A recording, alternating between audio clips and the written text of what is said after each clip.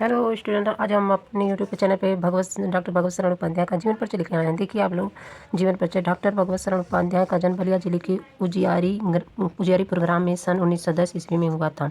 इनकी प्रारंभिक शिक्षा यहीं पर हुई। प्रारंभिक शिक्षा समाप्त होने के उपरांत उपाध्याय जी उस शिक्षा के लिए बनारस गए, मतलब आगे की पढ़ाई के लिए। यहाँ पर इन्होंने बनारस हिंदू विश्वविद्यालय से प्राचीन इतिहास के विषय लेकर एमए की परीक्षा उत्तीर्ण की।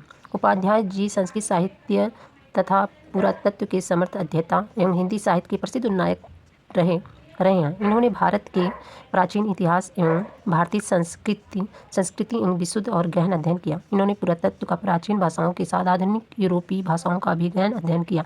हिंदी साहित्य की सेवा करते हुए सन 1982 ईस्वी में इनका निधन हो गया। साहित्यिक परिचय इनका देखिए। हिंदी समाप्त करने के उपरांत उपाध्याय जी ने पुरातत्व विभाग, प्रयाग संग्रहालय एवं लखनऊ संग्रहालय में अध्यक्ष पद पर कार्य किया। तत्पश्चात पिलानी में बिरला महाविद्यालय के प्रधान अध्यापक पद पर कार्य करते रहे। इसके बाद इन्होंने विश्वविद्यालय उज्जैन मध्य प्रदेश में प्राचीन इतिहास विभाग में प्रोफेसर एवं अध्यक्ष पद पर कार्य करते हुए वहीं से अवकाश ग्रहण किया। अवकाश ग्रहण करने के उपरांत उपाध्याय जी देहरादून आ गए और वहीं पर अस्थायी रूप से रहते हुए निरंतर साहित्य की सेवा करते रहे। उपाध्याय जी ने कई बार यूरोप, अमेरिका, चीन देशों की यात्रा की। इन देशों में भारतीय संस्कृति एवं साहित्य पर महत्वपूर्ण व्याख्यान भी दिए। उपाध्याय जी ने पुरातत्व, इतिहास, आलोचना, यात्रा वृत्तांत, स्मरण, रेखाचित्र आदि विधाओं पर 100 से भी अधिक ग्रंथों की रचना की। उपाध्याय जी की रचनाओं में इनके गहन अध्ययन में विद्वत्ता की स्पष्ट छाप देती है। विवेचना तुलनात्मक करने की विलक्षण योग्यता के आधार पर इन्होंने भारतीय साहित्य, कला एवं संस्कृति की प्रमुख विशेषताओं को संपूर्ण विश्व के समान स्पष्ट कर दिया। इस प्रकार इन्होंने हिंदी साहित्य का अपूर्व सेवा की। इनकी कृतियाँ देखिए। पुरातत्व, मंदिर एवं भवन, भारतीय मूर्तिकला की कहानी, भारतीय चित्रकला की कहानी, कालिदास का भारत आदि।